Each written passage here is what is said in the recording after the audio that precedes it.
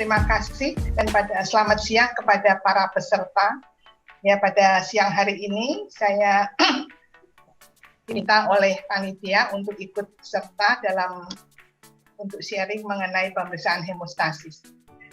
Inilah topik yang ingin saya sampaikan, karena tadi seperti Dr. Lydia sampaikan bahwa hemostasis itu memang ya relatif banyak pitfallsnya, banyak hal yang perlu diperhatikan. Ya, mohon slide. Ya, ini garis besar yang ingin saya sampaikan. Ya, slide berikutnya. Slide.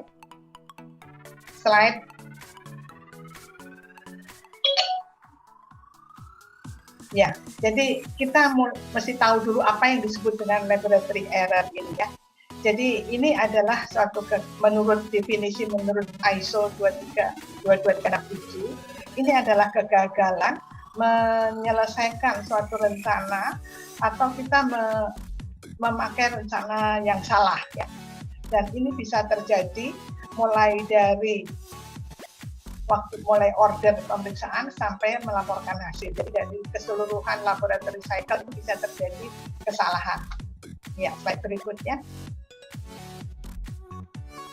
Nah, ini saya rasa semua teman-teman tahu ya. Jadi laboratory cycle itu mulai dokternya order, kemudian diminta pemeriksaan di lab, dan ini pre-analytical apa saja yang terjadi, kemudian sampelnya ditransport sampai ke lab, dilakukan pemeriksaan, kemudian hasilnya dicatat, disampaikan ke dokternya kembali. Jadi ada suatu cycle ya. Slide berikutnya. Nah, kesalahan yang terjadi pada total testing proses atau laboratory cycle tadi, yang terbanyak terjadi pada fase pre-analitik, dan ini meliputi dari 46 sampai 68%. Itu ada banyak yang bisa terjadi, mulai dari order yang salah ya, kemudian ordernya itu tidak diberi tanda yang pemeriksaan yang dipilih itu tidak ditandai dengan benar, ada pemeriksaan yang hilang ya, kemudian identifikasi pasien bisa salah, persiapan pasien, labeling dari tabung, pengambilan darah juga bisa salah, kemudian sampai ke transport ke laboratorium. Nah, sampai fase analitik ini relatif paling sedikit, 7-13% kesalahan di sini. Karena sekarang itu kita hampir semuanya bisa dilakukan secara otomatis di lab analitik ini. Walaupun demikian masih bisa terjadi kesalahan kalau sampelnya hilang atau tertukar ya, atau alat-alatnya yang tidak bekerja dengan benar dan sebagainya. Dan pada post analitik ini kesalahannya bisa mencapai 47, lumayan banyak ya, 19-47%. Bisa hasilnya yang hilang, TAT-nya mungkin lewat ya, salah mencatat dan sebagainya. Ya, slide berikutnya. Ya. Nah, sekarang kenapa sih pemeriksaan hemostasis atau hemostasis assay tadi rentan terhadap kesalahan? Nah, kita tahu dalam hemostasis itu yang berperan adalah trombosit dan faktor-faktor koagulasi. Jadi yang diperiksa tes koagulasi. Trombosit kita mempunyai sifat yang mudah melekat, mudah pecah. Karena mudah melekat dia mudah menggumpal kan ya, itu gumpalan. Dan fungsi trombosit, kalau kita mau periksa fungsi, maka fungsi trombosit itu dipengaruhi oleh berbagai jenis makanan dan juga obat-obatan. Dan fungsi trombosit itu harus diperiksa pada bahan yang segar, tidak bisa kita simpan. Ya. Nah, mengenai tes koagulasi, kalau kita tahu bahwa koagulasi adalah proses yang melibatkan banyak faktor koagulasi, jadi bukan hanya satu. Dan beberapa faktor koagulasi itu sifatnya tidak stabil, sehingga kita tidak bisa atau mesti berhati-hati dengan bahan pemeriksaannya, ada batas waktunya. Beberapa faktor koagulasi mudah sekali teraktivasi. Dan proses koagulasi ini merupakan reaksi enzimatik. Jadi reaksi enzimatik itu dipengaruhi oleh suhu juga, oleh pH juga. Jadi inilah yang menyebabkan pemeriksaan hemostasis itu rentan terhadap kesalahan. Ya, slide berikutnya. Nah, pada fase preanalitik ini adalah semua tahapan, mulai dari order sampai tes itu dilakukan di fase analitik ya. Nah, apa saja yang bisa terjadi di sini? Dia bisa mulai dari persiapan pasien, pengambilan darah, pengiriman bahan dari tempat pengambilan, dari tempat sampling sampai ke lab, kemudian di laboratorium dia mungkin perlu dilakukan sentrifugasi, dan kalau tidak bisa dikerjakan mesti disimpan dan sebagainya. Ya, slide berikutnya.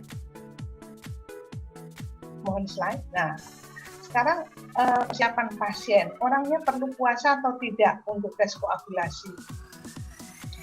Tidak perlu puasa ya. Jadi puasa itu tidak harus.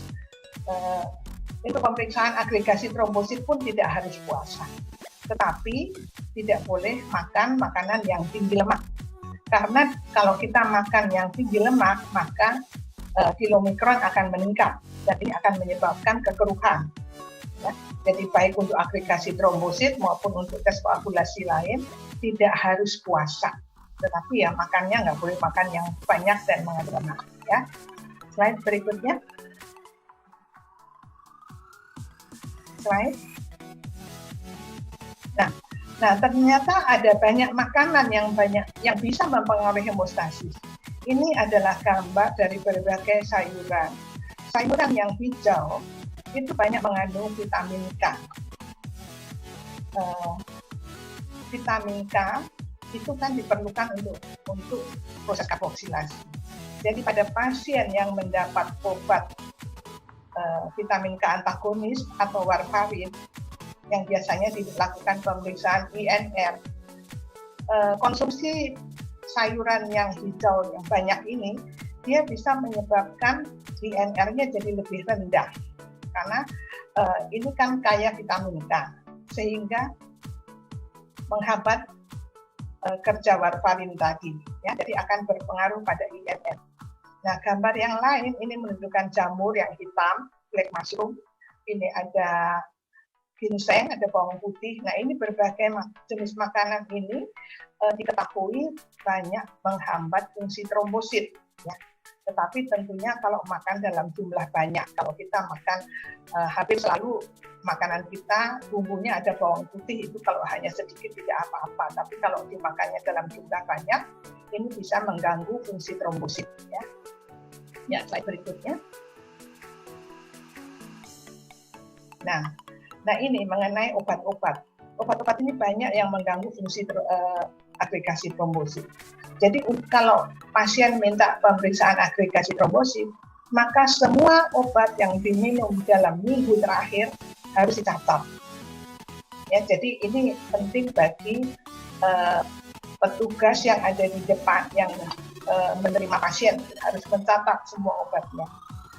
Memang pasien tidak selalu ingat ya, tapi ini bisa berpengaruh terhadap hasil agregasi trombosit. Obat yang dapat mengganggu fungsi trombosit secara reversibel, maksudnya tidak menetap, seperti obat anti radang non-steroid ya, NSAID, maka dia harus dihentikan 3 hari sebelum sampling. Kalau samplingnya hari Senin, mungkin hari Jumat, Sabtu, Minggu sudah harus stop, ya. Kemudian ini bisa ya. Obat yang mengganggu fungsi trombosit dan sifatnya menetap irreversibel seperti aspirin, clopidogrel, karena ini mengganggu sepanjang umur trombosit, maka dia harus dihentikan selama 10 hari. Tentunya hal ini tidak berlaku bagi pemeriksaan agregasi trombosit yang memang tujuannya ingin menilai atau mengetahui efek obat. Kalau seorang pasien mendapat aspirin atau clopidogrel, kemudian dokter ingin tahu bagaimana efek obat tersebut, maka ini tidak boleh dihentikan. Tapi kalau tujuannya bukan untuk mengetahui efek obat, maka ini perlu diperhatikan. Semua obat mesti dicatat. Obat yang mengganggu secara reversibel 3 hari di stop. Kalau mengganggu irreversibel itu harus di stop 10 hari. Artinya sepanjang umur trombosit. Ya. Jadi ini harus diperhatikan. Ya, slide berikutnya. Nah, obat-obat yang dapat menurunkan INR, International Normalized Ratio. INR ini tujuannya adalah untuk monitoring ya, monitoring orang yang mendapat warfarin, ya. Nah, berbagai jenis obat dapat menurunkan atau meningkatkan. Contohnya misalnya vitamin K. Kalau dia minum vitamin K atau dia makan sayur banyak, maka INR-nya menurun, ya. Makanya menurunkan INR. Obat lain misalnya metimazol, propiondiurasil, ini untuk orang tiroid, ya. Alkohol, barbiturat, dan lain-lain, dikloxacillin, ada glisolfulvin, ini semua menurunkan INR. Ini mekanisme kerjanya. Ada yang menginduksi metabolisme warfarin. Dan ada lagi kolestiramin, kolesterol, ini mengurangi absorpsi warfarin. Asam askorbat, vitamin C, asatioprine, ini semua juga mengganggu, tapi mekanismenya tidak jelas. Jadi kalau orang mau periksa INR, seharusnya kita tahu ada obat-obat apa yang dia minum, ya, supaya nanti kalau dapat hasil kita tahu kenapa INR-nya berubah. Ada obat-obat lain yang menurunkan. Ya, slide berikutnya. Nah, sebaliknya ada juga obat-obat yang meningkatkan INR. Jadi INR yang tadinya mungkin 3 bisa meningkat menjadi lebih dari 3, ya, meningkat INR. Contohnya misalnya tiroksin. Ini meningkatkan katabolisme dari faktor koagulasi. Cefamandol, cefmetazol, nanti berbagai vitamin E, kemudian antibiotik spektrum luas, dan ini banyak sekali ini. Acetaminophen, allopurinol, macam-macam, ya. Ini semuanya akan meningkatkan INR dan ini mekanisme kerjanya. Ya. Jadi hati-hati, ya. Kadang-kadang orang mengeluhkan kenapa INR-nya berubah. Nah, dokter di laboratorium dia harus tahu, mesti menanyakan ke pasien, ada selain warfarin dia minum obat apa lagi? Jangan-jangan ada obat-obat ini yang akan mempengaruhi metabolisme dari obat dan sehingga akibatnya INR-nya bisa meningkat atau menurun, ya. Ya, seterusnya. Ya. Nah, di samping itu ada lagi, kalau pasien mau periksa lab dia harus istirahat dulu, duduk di mana? Di laboratorium, jangan langsung begitu datang langsung diambil darahnya, mesti istirahat sebentar. Kalau mau periksa agregasi tidak boleh merokok 30 menit sebelum sampling. Minum kopi 2 jam sebelum sampling nggak boleh, ya, karena ini semua bisa berpengaruh terhadap hasil agregasi trombosit, ya. Kenapa harus istirahat dulu? Karena orang itu harus dalam keadaan tenang, tidak stres. Karena kalau stres, adrenalin itu akan mengganggu atau menyebabkan aktivasi trombosit. Ya. Sedangkan merokok ini menyebabkan gangguan endotel, minum kopi juga mengganggu fungsi trombosit, ya. Ya, slide berikutnya. Nah, mungkin selama ini hal-hal seperti itu tidak pernah diperhatikan, ya. Jadi ini 30 menit sebelum itu tidak boleh merokok, menyebabkan disfungsi endotel. Minum kopi karena dia mengganggu fungsi trombosit melalui ini suatu asam phenolic acid, ini mengganggu fungsi trombosit. 2 jam sebelum ambil darah jangan melakukan aktivitas fisik. Misalnya begitu selesai berolahraga langsung ke laboratorium minta diambil darah, itu tidak benar, ya, karena mungkin masih ada efek dari olahraga tadi yang akan menyebabkan aktivasi sistem koagulasi dan hidrolisis, ya, karena melalui endotel. Latihan fisik yang berlebihan dapat menyebabkan pelepasan mikropartikel trombosit dan ini juga menyebabkan kondisi prokoagulan. Stres harus dihindari, karena itu orang begitu datang mesti duduk dulu istirahat supaya menghilangkan stres ini, karena stres menyebabkan pelepasan polileban dari endotel, faktor 8 juga, diklinogen juga. Jadi orang mesti istirahat dulu sebelum mengambil darah, ya.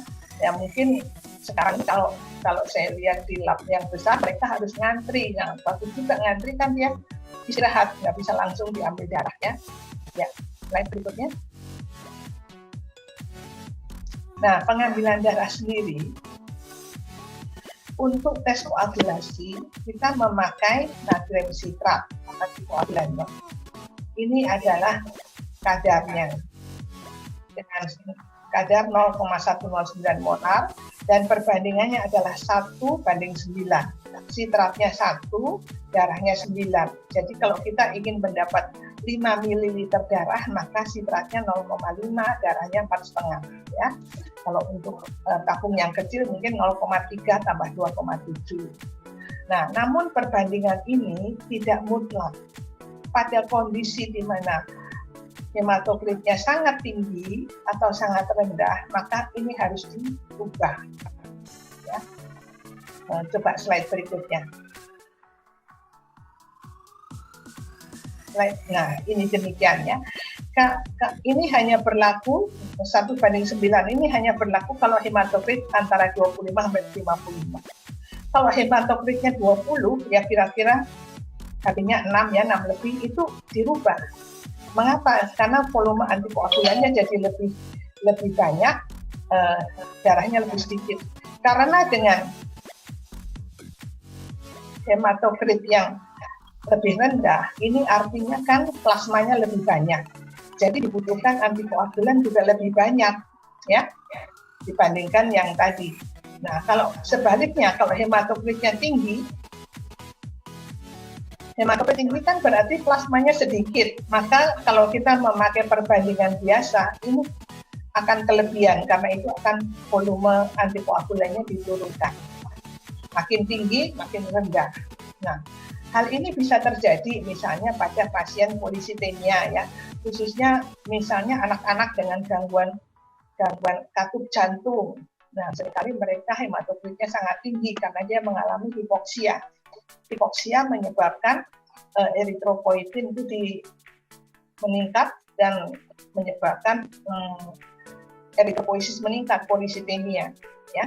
Nah, itu banyak kita jumpai di pasien anak-anak yang operasi katup jantung itu. Di RSCM, di PCT itu sering dijumpai hematokrit yang tinggi sekali. Kalau kita periksa dengan tabung sitrat biasa, maka biasanya nanti akan hasilnya panjang. Kenapa? Karena terjadi pengenceran. Jadi seharusnya sitratnya 0,25, kita kasih 0,5. Jadi plasmanya diencerkan oleh sitrat.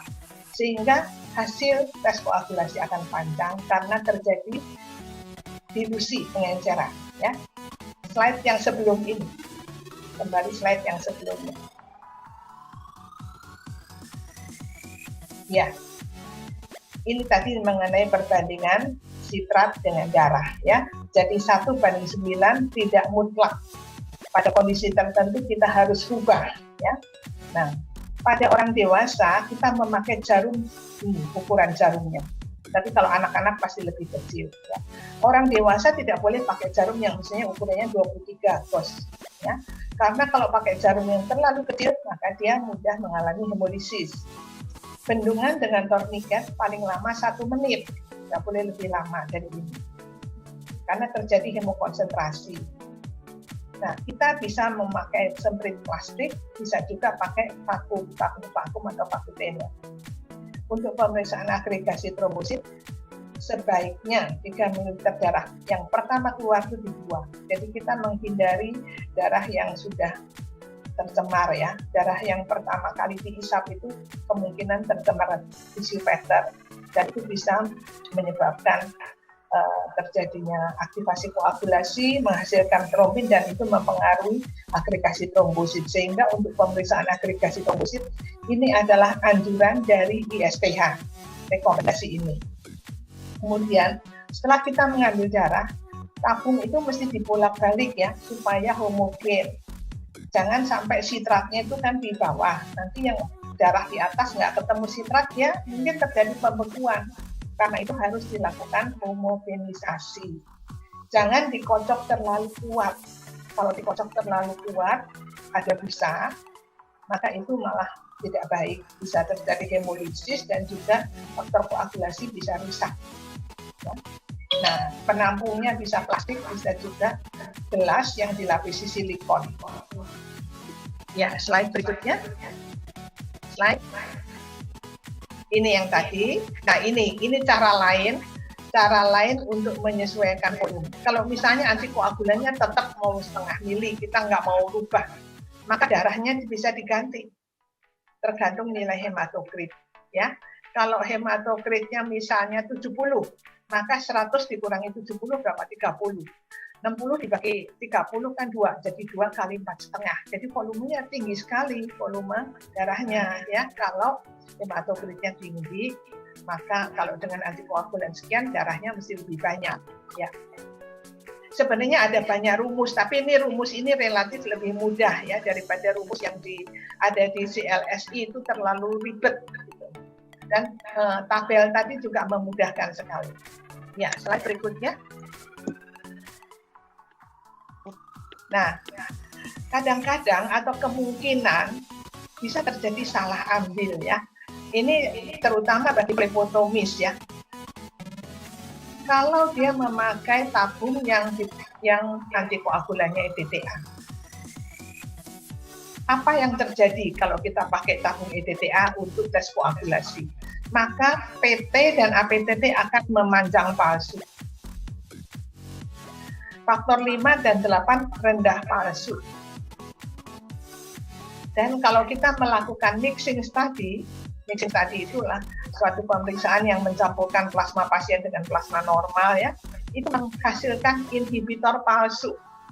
Protein C dan S bisa rendah palsu, LA lupus antikoagulan bisa positif palsu, dan kalau APC itu activated protein C, kalau dilakukan dengan cara koagulasi dia tidak membeku. Jadi jangan sampai kita salah memakai tabung ya.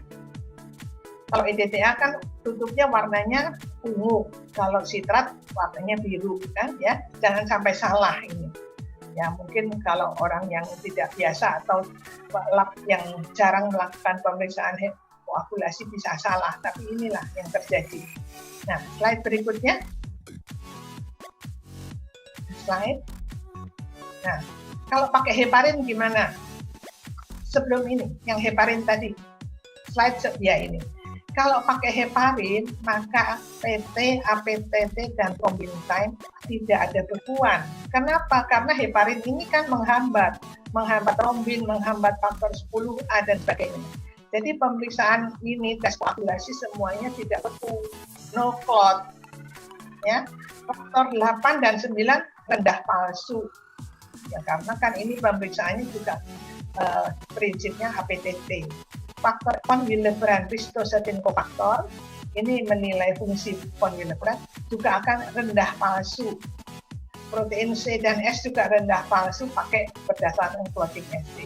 Nah, kalau kita memeriksa aktivitas anti-10A, ini kadang-kadang klinisi salah baca ya. Dia bacanya AXA, padahal kan anti-10A. Nah, anti-10A ini jadi tinggi karena apa? Karena heparin itu kan memang menghambat 10A ya. Jadi jangan sampai salah memakai plasma heparin, atau kalau plasmanya terkontaminasi heparin, misalnya pasiennya dapat pasien hemolisis atau pasien bukan hemolisis, pasien yang itu cuci darah itulah ya. Nah, mungkin kan tidak dapat heparin di situnya, mungkin terkontaminasi kalau ngambil darah dari infus. Nah, ini hati-hati ya. Nah, slide berikutnya.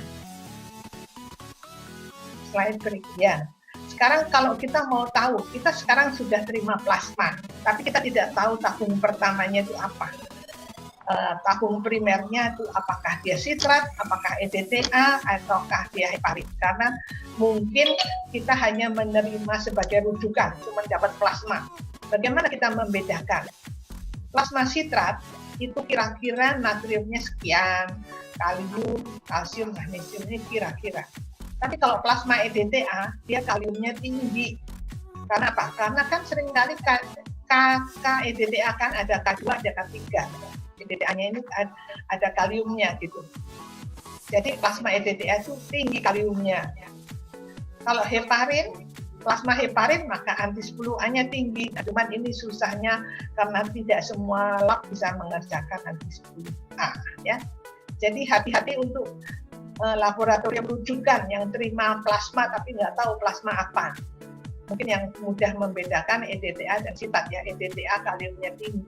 Tapi kalau heparin ini susah ini karena tidak semua orang pakai anti 10A. Mungkin paling kita periksa tidak ada bekuan kalau pakai heparin ya tadi. Ya, slide berikutnya. Nah, CLSI itu sudah membuat rekomendasi. Kalau kebetulan pasiennya itu harus diambil darah untuk bermacam-macam pemeriksaan, urutannya gimana? Pertama, yang dihisap itu adalah tabung kultur yang warnanya kuning, kemudian baru tabung sitrat, tutupnya biru. Selanjutnya tabung serum yang tidak ada antikoagulannya, bisa pakai aktivator maupun tidak, tapi sesudah sitrat. Tabung heparin hijau, EDTA ungu, dan yang terakhir adalah tabung yang untuk pemeriksaan glukosa ya. Ya dia abu-abu gitu. Jadi urutannya seperti ini ya. Kenapa ini tidak boleh sesudah ini atau sesudah ini? Karena seringkali dia punya aktivator.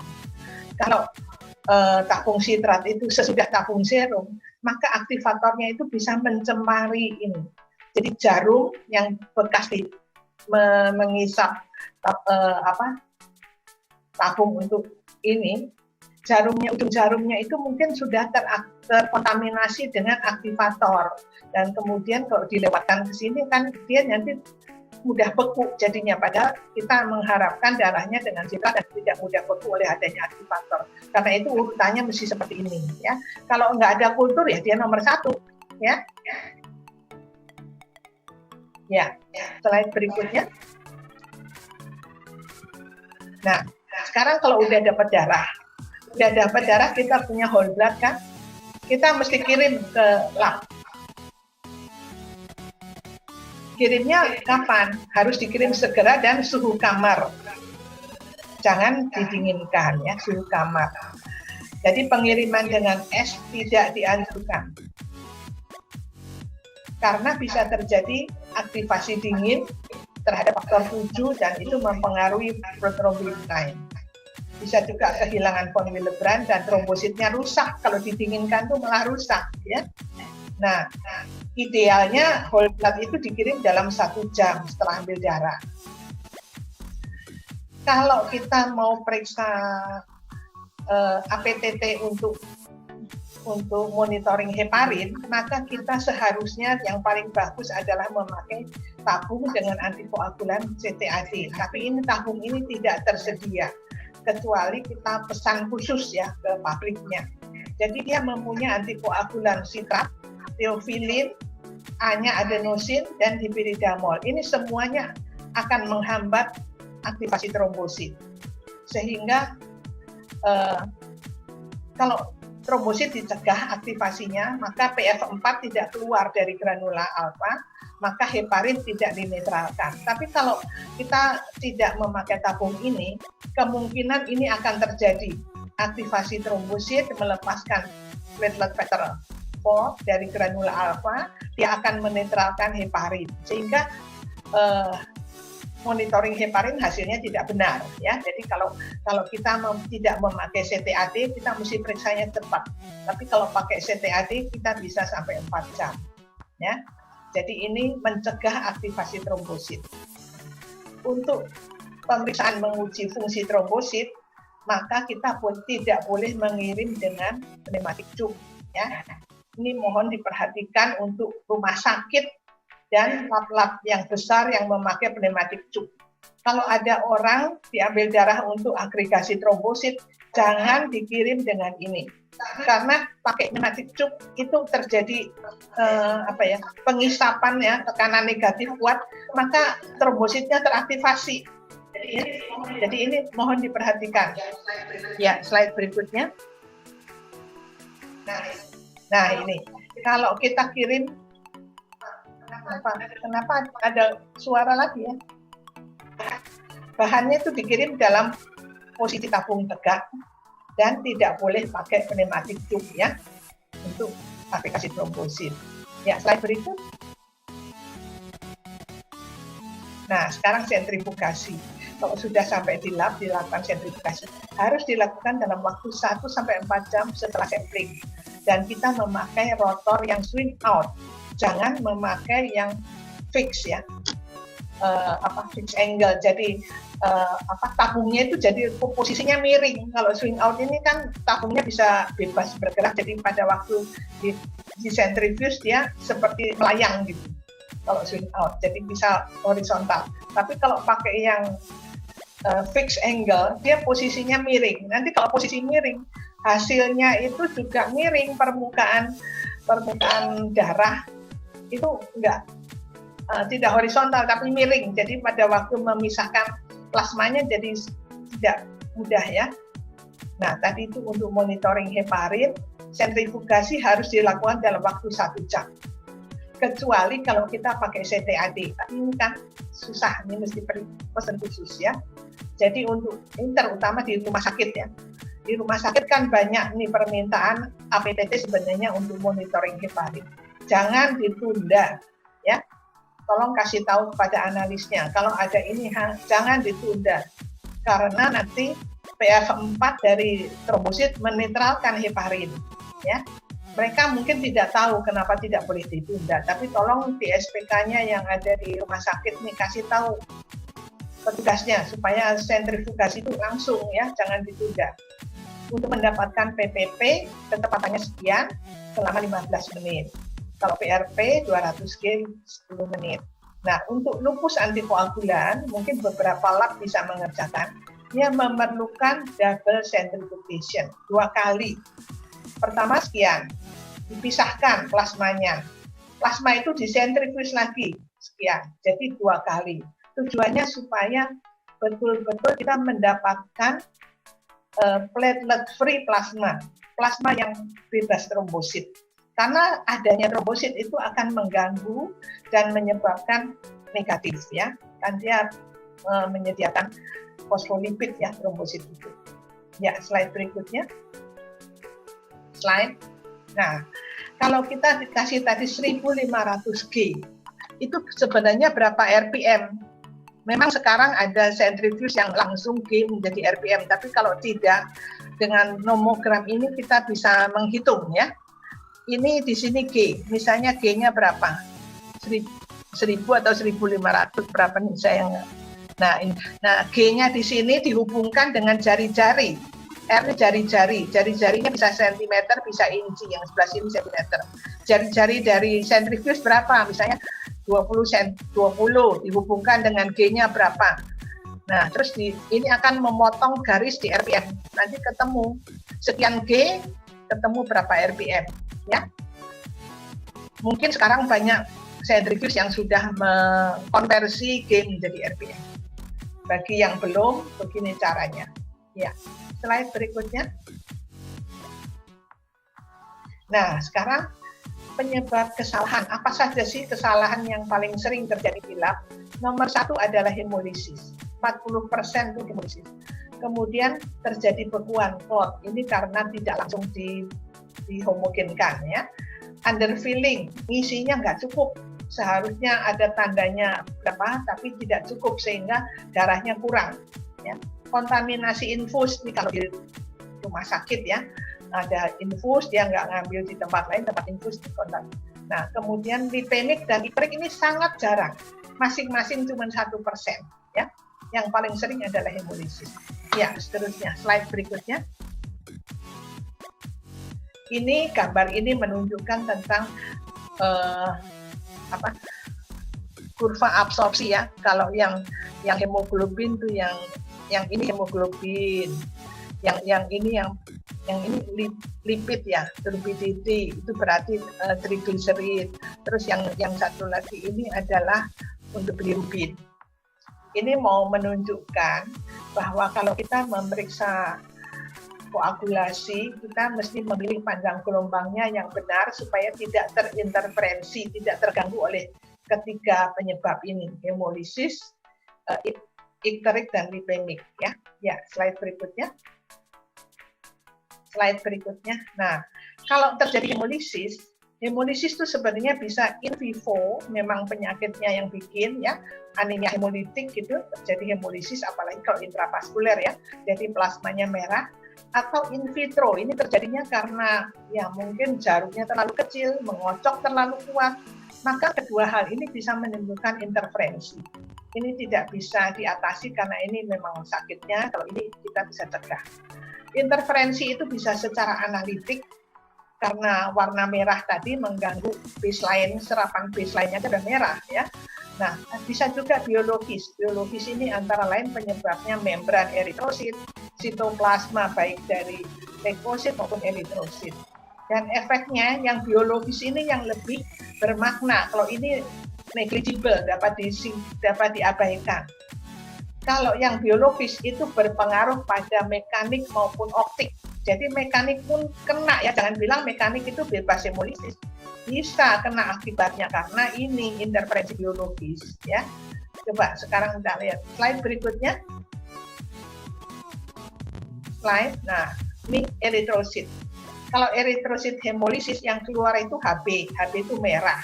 Dia menyebabkan analytical interferensi, jadi interferensi secara analisis, ya secara analitik.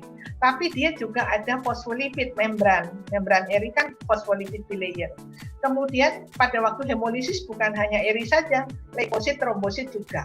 Nah ini menyebabkan thromboplastin-like substance keluarlah dari sel-sel ini, dan ini menyebabkan apa? Koagulasi kan, biological interferensi, dan itu jadi aktivasi koagulasi, bisa terjadi konsumsi, jadi bisa panjang, bisa pendek, dan itu akibatnya bukan hanya pada optik, tapi pada mekanik juga, ya. Jadi biological intervensi itu berpengaruh pada koagulometer apapun, baik optik maupun mekanik. Ya, ini mungkin orang tidak tahu, malah yang ini yang negligible, yang ini yang peranannya penting, ya. APTT bisa memendek, tapi bisa juga memanjang kalau terjadi konsumsi. Ya, ya slide berikutnya. Nah, derajat hemolisis itu bervariasi tergantung banyaknya hemoglobin dalam plasma. Pada kondisi sekian itu warnanya masih kuning, masih dianggap tidak ada hemolisis. Makin tinggi makin ada. Yang terbanyak adalah ini, slightly pink. Jadi merah muda yang sedikit sekali. Tapi ini pun sudah ditolak kalau menurut CLSI, kalau ada hemolisis tolak ya. Nah ini seringkali di mana? Seringkali di IGD atau ICU, mungkin phlebotomisnya di situ kurang terampil kali ya. Jadi dia ngambil darahnya nggak benar, nah, jadinya hemolisis. Ya, slide berikutnya. Nah sekarang penyebab hemolisis. Bisa karena venanya susah dicari, traumatic vena puncture, bisa jarumnya terlalu kecil, ini mungkin sering ya, tangannya mengepal, nah itu katanya nggak boleh juga mengepal, mengocok terlalu kuat, nah ini mungkin ini dan ini yang sering ya, transport atau dia waktu dibawa terguncang-guncang, nah bisa terjadi ya, suhu terlalu dingin, terlalu panas, nah sentrifugasi juga bisa menyebabkan hemolisis. Ya, slide berikutnya. Nah, ikterik. Kalau ikterik ini sebenarnya penyebabnya bilirubin tinggi. Dan dia menyebabkan interferensi secara analitik. Karena serapannya ini, kalau serapan kita pasang di serapan sekian untuk koagulometer, maka terpengaruh. Makanya kita naikin pakai panjang gelombang yang lebih tinggi. Ternyata tidak apa-apa. Sampai bilirubin sekian pun tidak ada interferensi. Jadi kalau kita ini diatasi dengan cara menggeser panjang gelombangnya. Tapi ikterik ini bisa juga akibat penyakit hati. Nah, kalau penyakit hati ya nggak bisa diatasi dengan secara analitik ya, karena misalnya penyakit hati ada sumbatan, empedu, atau memang sirosis atau apa penyakit hati kronis, nah, dia memang koagulasinya terganggu ya, jadi tidak bisa diatasi dengan analisis. Ya, slide berikutnya. Lipemik. Kalau lipemik terutama karena interferensi oleh lipid. Lipid ini menyebabkan scatter, ya berbaur, sinarnya terbaur. Volume displacement bisa juga, atau efek lipid terhadap hemostasis. Nah, karena itu terutama kalau kita pakai panjang gelombang sekitar itu puncak serapan untuk trigliserid ya. Jadi kita mesti naikin panjang gelombangnya yang tinggi supaya nggak terpengaruh oleh trigliserid. Atau bisa dengan pengenceran atau dengan ekstraksi lipid baik dengan pelarut organik atau dengan high speed microcentrifugation atau dengan lipid clearing substance ya. Jadi ada cara-cara untuk mengatasi plasma lipemik. Walaupun ini kejadiannya sangat sedikit, hanya 1%. Slide berikutnya. Nah, underfilling, rupanya underfilling ini lumayan sering ya. Kesalahan yang bermakna secara klinis kalau volumenya berapa. Untuk APTT kalau kurang dari sekian akan menyebabkan pengaruh ya. Kalau fibrinogen lebih rendah lagi, faktor 8 lebih rendah, tapi lebih baik ya jangan sampai terjadi underfilling lah kalau bisa ya. Jadi ada batasannya untuk masing-masing pemeriksaan. Ya, slide berikutnya. Nah ini, kalau trombosit, agregasi trombosit kita perlu PRP dan PPP. PRP itu caranya mendapat berapa? 200 G 10 menit ya. Kalau PPP sekian ya, slide. Mohon slide. Nah, kalau kita mau periksa agregasi, PRP-nya itu harus sebelum ini harus dinilai kualitasnya. Kalau dia hemolisis harus ditolak.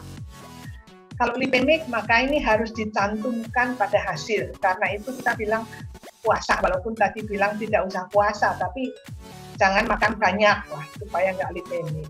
Jumlah trombosit pada PRP harus dihitung. Kalau jumlahnya rendah, tidak akurat. Nah, jangan melakukan adjustment, ini yang harus diperhatikan. Selama ini, karena alat yang kita beli itu bilang harus di-adjust, kalau jumlah trombositnya tinggi, sekarang kita tidak menganjurkan, bahkan dilarang. Meng-adjust PRP dengan PPP ini tidak boleh, ya. Jadi mohon ini diperhatikan. Ya, slide berikutnya. Ini kualitasnya tadi tentang hemolisis, ini lipemik, ya, ini semua bisa berpengaruh pada hasil. Ya, slide berikutnya. Kemudian stabilitas plasma. Plasma itu stabil 4 jam suhu kamar, tabung tertutup.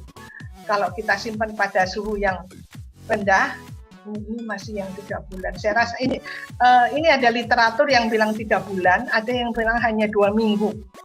Pada suhu minus 20 atau 24.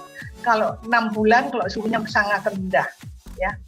Nah, penyimpanan di lemari es itu tidak dianjurkan. Karena bisa terjadi aktivasi dingin. Dan penurunan PWS dan faktor 8. Ya, hati-hati. Ya, berikutnya. Pengiriman. Pengiriman itu kita ngirim dalam suhu kamar, bukan suhu dingin. Karena bisa terjadi cold activation. Kecuali kalau kita mau periksa faktor 8. Nah, sebaiknya pada suhu yang rendah ini dibekukan. Untuk agregasi trombosit tidak boleh dikirim dengan pneumatic tube ini. Sekali lagi diulang ya, karena ini bisa terjadi aktivasi trombosit. Ini mungkin selama ini terjadi, tapi sekarang sudah tahu, jadi jangan dilakukan lagi. Ya, slide berikutnya. Berikutnya. Nah, faktor apa yang mesti diperhatikan pada analitik? Semua alat harus dikalibrasi. Reagen, kalau kita pakai kaolin ini aktivator, jangan dipakai pada yang optik, ya, nggak bisa karena keruh. Jangan memakai reagen APTT dengan fosfolipid rendah. Jadi pilihlah yang fosfolipid tinggi, karena kalau fosfolipid rendah itu gampang memanjangnya terutama untuk LA. Jadi fosfolipid rendah hanya dipakai untuk screening lupus antikoagulan. Kalau untuk pemeriksaan APTT yang lain, pakailah fosfolipid yang tinggi. Kalau milih reagen tromboplastin, harus pilih yang ISI-nya mendekati 1. Ya. Nah, penyimpanannya sesuai pada suhu yang dianjurkan. Dan jangan lupa, ini seringkali orang kalau sudah fibrinogen faktor 8, kurva kalibrasinya itu harus dibuat kalau reagennya ganti ya. Kurva kalibrasi. Ya, selanjutnya. Slide berikutnya. Nah, Ini trombosit. Trombosit itu bisa terjadi pseudotrombositopenia. Misalnya kalau ada gumpalan, clumping, ada giant platelet, kalau giantnya banyak kan nanti tidak dihitung sebagai trombo, atau adanya satelitism, dia nempel ke deposit ya. Ya, karena itu perlu sediaan hapus ya. Slide berikutnya. Nah, untuk tahap pasca analitik, TAT perlu dinilai, jangan sampai kelewatan.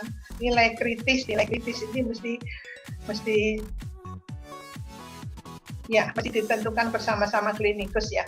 Untuk parameter apa, nilai kritisnya berapa, dan kapan harus waktunya untuk penyampaiannya, jangan sampai terlambat, ada batas waktunya. Nah, satuan ini juga penting, karena untuk D-dimer itu ada dua macam satuan, FEU maupun DDU. D-dimer unit atau fibrinogen equivalent unit. Rentang rujukan, jangan langsung ambil sendiri, kita mesti tetapkan sendiri. Atau kita kalau mau transfer, ada caranya. Transfer dari pabrik atau dari lab lain yang menggunakan reagen yang sama. Ada caranya untuk mentransfer, nggak boleh langsung transfer. Kemudian terakhir adalah kita membuat interpretasi dan membuat syarat. Ya, slide berikutnya. Nah, sebagai ringkasan, ini pemeriksaan hemostasis itu rentan terhadap kesalahan. Karena trombosit mudah menggumpal, faktor koagulasi mudah teraktivasi, dan ada yang tidak stabil. Pada penetapan pasien dan persiapan pasien perlu diperhatikan makanan, obat, aktivitas fisik. Ya, tentunya kalau kita bisa tahu diagnosisnya akan lebih baik ya. Pada pengambilan darah, rasio antikoagulan dan darahnya perlu, ukuran jarum, urutan tabung, ya. Kemudian juga pada pengiriman ini, yang mana yang nggak boleh pakai pneumatic tube, ya. Dan suhu berapa kita mesti mengirim, nggak boleh suhu dingin. Sentrifugasi dan kemudian suhu penyimpanan. Jadi kalau semua hal-hal ini dipahami dan diketahui kemudian dipraktekkan, diharapkan kesalahan tidak terjadi ya. Demikian saya rasa, semoga apa yang telah disampaikan ini ada manfaatnya. Ya, terima kasih. Ya, slide. Ya, terima kasih.